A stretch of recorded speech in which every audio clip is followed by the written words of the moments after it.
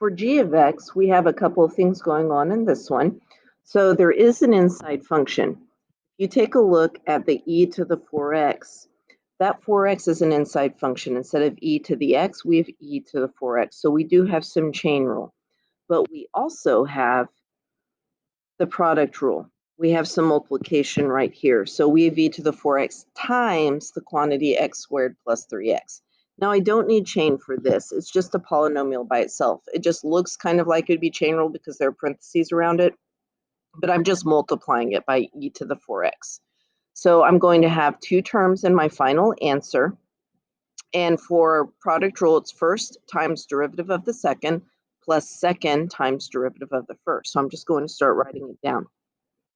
G prime of x is first, so that is just e to the 4x, you copy it, times derivative of the second, so that's the derivative of x squared plus 3x, so that is 2x plus 3. So first times derivative of the second plus second, so I'm going to copy the x squared plus 3x times derivative of the first. So I do have an inside function there, so that's chain rule.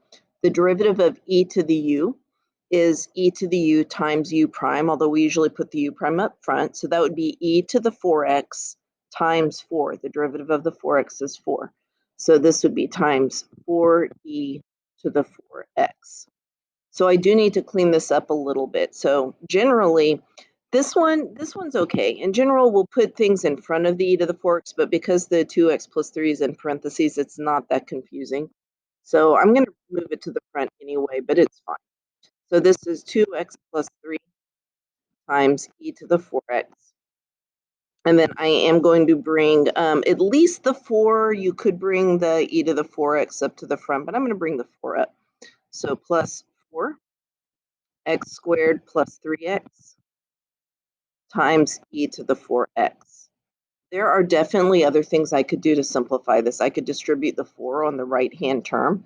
I could actually factor out an e to the 4x. There are all kinds of things, but I'm really just interested right now, y'all doing the product rule and doing it correctly, especially when combined with the chain rule.